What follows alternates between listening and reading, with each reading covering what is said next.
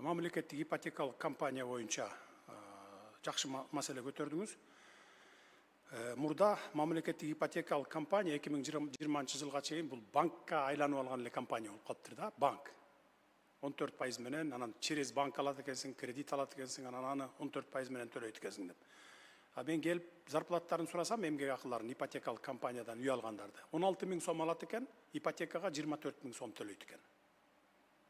Анын ошон үчүн 70-80 миңге чейин азыр зарплаты көтөрүлдү, а ипотекалык компанияны таптакыр 180 градуска буруп туруп, башка шарттар менен азыркы бүгүнкү шарттарга өткөрдүк. Мыйзамдарды кабыл алдык, положениелерин жаздык. Азыр 4% менен 25 жылга берилет, билесиңер да. Мына алып атат. Быйыл бир 10 миңден ашык, 20 миңге чукул үй бүлөгө квартира беребиз. Анткени 2 жыл, 3 жылдан бери салынып аткандар массалык түрдө бүтүп атат да. Ош, Жалал-Абад, Баткен, анан ушу Чүй, Бишкекте көпчүлүгү. Таласка бир аз салынып атат, Нарын экөөнө азыраак, Көлгө салынып атат, Чолпон Ата, Балыкчы, Караколго. Анан ушул жерде дагы депутаттардын сын пикирин угуп калдым эле, бир топ болуп калды былтыркы жылдын аяк жагында. Мамлекеттик ипотекалык компания үстүнө эмнеге акча кошот, жер бекер болуп атса, анан жөн эле ошол себестоимость менен бербейби деген да депутаттар чыкканда. Анткенде болбойт. Анткени ал компания, бул компания барып бул түбөлүк компания болуш керек.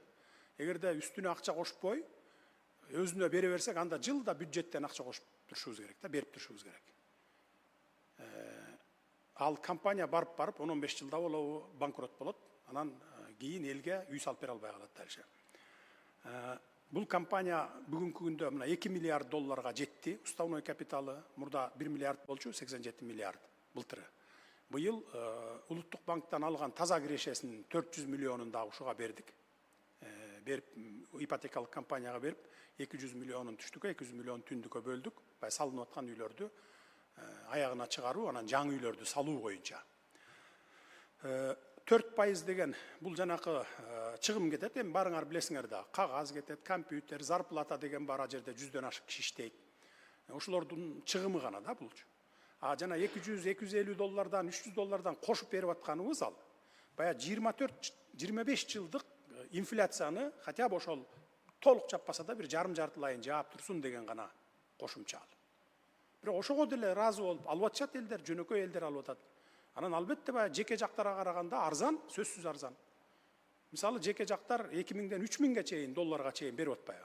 И то жана подписоо деп коет го, ошондой деп. А биз под ключ деп туруп компанияларга берип, мамлекеттик ипотекалык компания буйрутма берип туруп салдырат.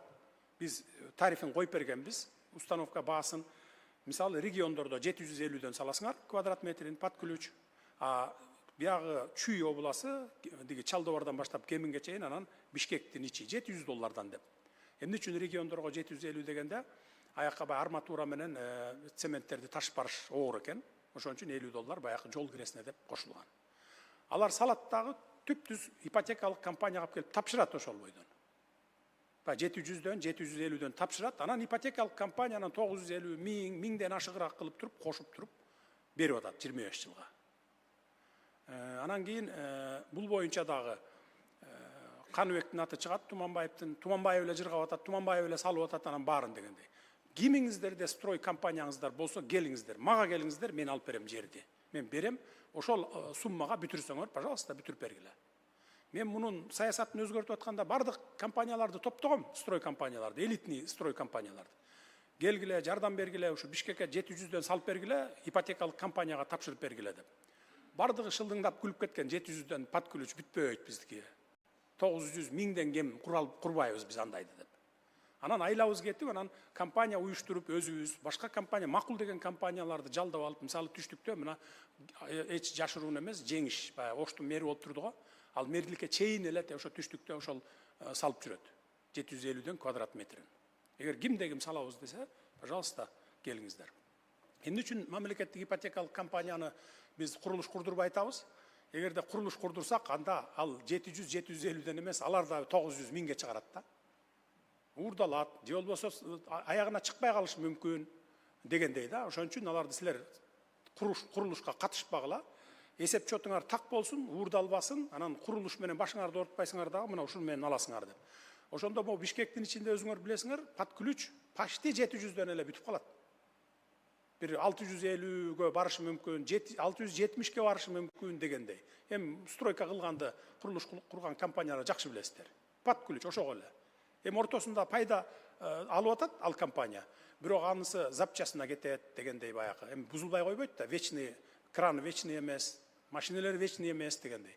А жанагы элитный компаниялар ошентип, ошону эсептеп, мага айтып, ошону менен курбай келбей коюшкан. А бул ипотекалык компания алайгал эмес, бүтүндөй райондорго жетебиз.